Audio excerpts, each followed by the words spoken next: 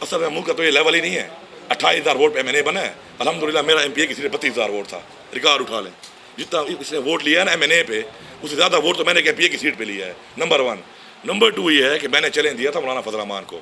Election ختم ہونے کے فوراً بعد اس نے ایک رونا شروع کر دیا کہ جی دھاندلی ہوئی ہے. تو میں نے کہا کہ جی اگر دھاندلی ہوئی ہے تو میں آپ کو چیلنج کر رہا ہوں کہ میں اپنی منسٹری ہوتے ہوئے حلقہ چھوڑتا ہوں اور کیمرے لگا کر الیکشن کرتے ہیں اور پتہ چل جائے کہ دھاندلی ہوئی ہے، ایسے ہی الیکشن ہوا ہے.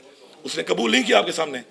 اس کے بعد یہ کھڑا ہو گیا ہے اور کوئی بات ملتی نہیں ہے، کھڑا ہو کہتا ہے جی میں چیلنج قبول کرتا ہوں. میں آپ کو بتا رہا ہوں اس کا چیلنج میں نے قبول کر لیا ہے. اگلی دفعہ انشاءاللہ اللہ کی ذات بڑی ہے. جس طرح پہلے مولانا فضل الرحمان کو میں نے اسمبلی سے باہر بھیجا ہے نا، یہ بھی اسمبلی کا دورہ ابھی تو دیکھ لیا ہے، اس میں فارغ نہیں تھا. اگلی دفعہ ٹانگ سے یہ بھی دوبارہ نہیں جائے گا. یہ چیلنج قبول کرنا ہوتا ہے اور آپ دیکھیں گے. اب بات یہ ہے کہ میں نے اس کے باپ کو چیلنج کیا دھاندلی کی بنیاد پر. اسی الیکشن میں یہ میں نے بن کے بیٹھا ہوا ہے. اگر دھاندلی ہوئی اور تم کیوں بیٹھے ہوئے ہو؟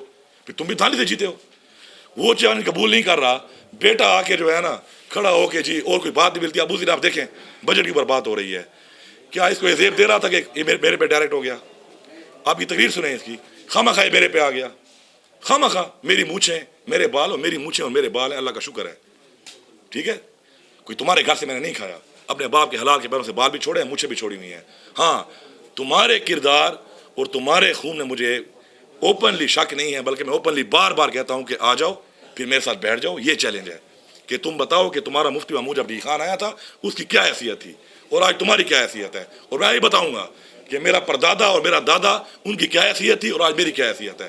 4600 کنال زمین 60 سال منسٹر بننے کے بعد میری کم ہو گئی ہے. 4600 کنال آن ریکارڈ ہے. اگر میں نے کچھ لیا ہے بالکل آپ لائیں میرے پہ ثابت کریں.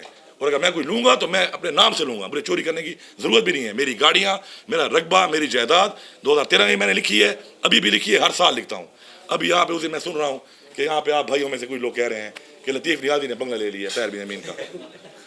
اگر میں نے وہ بنگلہ خریدا تو بھائی جان میں اس کی دیوار توڑ کے، اللہ مجھے توفیق دے، میرا شرعی حق ہے، یہ میرے گھر کے ساتھ وہ گھر ہے، میرا یہ حق ہے کہ اللہ تعالیٰ کو مجھے توفیق دے تو میں اس کو جب خریدوں گا تو مجھے چھپ کے خریدنے کی ضرورت ہی نہیں ہے.